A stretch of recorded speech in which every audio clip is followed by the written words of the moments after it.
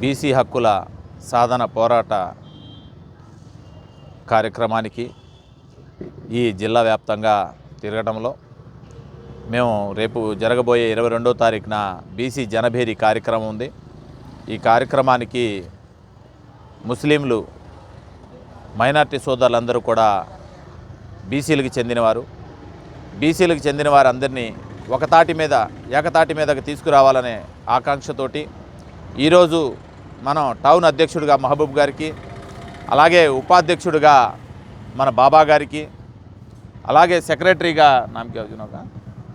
హాసిం గారికి, రజాక్ గారికి మల్లైపాలెం అధ్యక్షుడిగా నియమించడం జరిగింది. మొహమ్మద్ మస్తాన్ గారికి సోషల్ మీడియా అధ్యక్షులుగా నియమించడం జరిగింది. అలాగే ఇక్కడ ఉన్న ప్రతి ఒక్క ముస్లిం సోదరులు కూడా ఒకటే తెలియజేస్తున్నాం, బీసీ అంటే ఒక ముస్లిం కాదు, ఇంకో కులం కాదు, 139 కులాలు కలిపితే బీసీ. అలాగే మా రాష్ట్ర అధ్యక్షులు సొంటి నాగరాజు గారు ఆయన ఆదేశాల మేరకు ప్రతి చోట, ప్రతి జిల్లాలో, ప్రతి గ్రామంలో కూడా ఈ కమిటీలు ఏర్పాటు చేయడం జరుగుతుంది. అలాగే మా బీసీల పరిస్థితి ఎలా ఉందంటే, ఎలక్షన్ అయ్యే వరకు కూడా మా బీసీలతో చాలా పనులు ఉంటున్నాయి, మా ముస్లిం మైనార్టీలతో కూడా చాలా పనులు ఉంటున్నాయి. వాళ్ళు ఎప్పుడైతే గెలిచి గట్టెక్కుతారో ఆ తర్వాత బీసీలు దగ్గరికి కూడా రావడానికి అవకాశం లేకుండా వాళ్ళు చేస్తున్నారు. ఇదే దిశగా ఏ నియోజకవర్గంలో అయితే జరుగుతుందో ఆ నియోజకవర్గ అధ్యక్షులు, ఆ నియోజకవర్గ ఎమ్మెల్యేలని మేము తప్పకుండా ఓడిస్తాకి ప్రయత్నం చేస్తాం. అలాగే చూస్తే ఈ గుడివాడ పరిస్థితి చూస్తే చాలా ఘోరంగా ఉంది.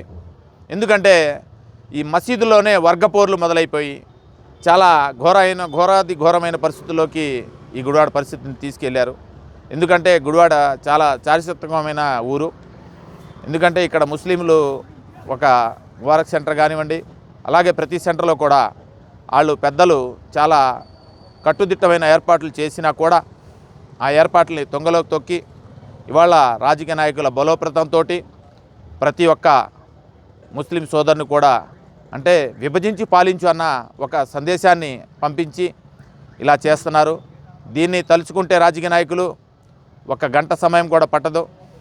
మొత్తం ఎక్కడెక్కడ గొడవలు జరుగుతున్నాయి, రెండు గ్రూపుల్ని కూడా కూర్చోపెట్టి వాళ్ళని సంజాయిషి చేయడానికి. కానీ ఎందుకంటే చేస్తే వాళ్ళకి ఫలితం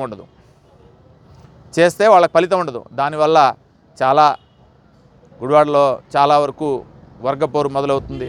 ఆ వర్గపోరుని కూడా మా ముస్లిం సోదరులకు ఒకటే కోరుకుంటున్నాను, గ్రూపు తగాదాలు కాదు, ఎవరైనా ఒకటే ముస్లిం సోదరులందరూ కూడా ఒక తాటి మీదకు రావాలని చెప్పి కోరుకుంటున్నాం. ఇదే విషయాన్ని మేము మహబూబ్ గారికి తెలియపరుస్తున్నాం. ఇలాంటి విషయాలు ఏమున్నా కూడా మనకు అధికారులు ఉన్నారు, అధికారుల దృష్టికి తీసుకెళ్ళి, ఆ పై దృష్టికి తీసుకెళ్ళి, కావాలంటే సీఎం జగన్మోహన్ రెడ్డి గారి దృష్టికి కూడా తీసుకెళ్ళి వీటిని సరిచేసే మార్గంలో వక్ఫ్ బోర్డు ద్వారా అవ్వకపోతే, వక్ఫ్ బోర్డు చైర్మన్ గారు కూడా వినకపోతే అప్పుడు మేము సీఎం దృష్టికైనా తీసుకెళ్తాం. ఈ మసీదుల్లో గొడవలు ఇలాంటి విషయాలు, దేవుడి విషయాల్లో ఏదైనా కూడా సహించేది లేదని నేను ఈ సభాముఖంగా తెలియజేస్తున్నా. ఈ యొక్క పెట్టిన కమిటీ చాలా కష్టపడి వాళ్ళ యొక్క కష్టాన్ని నమ్ముకొని వాళ్ళ యొక్క ఉద్దేశంతో పేదలకి నలుగురికి మేలు చేయాలనే ఆకాంక్షతోటి వీళ్ళు ముందుకొచ్చారు. వీళ్ళు 10 మందికి మేలు చేసి 10 మంది మెప్పు పొందాలని కోరుకుంటూ సెలవు తీసుకుంటాం.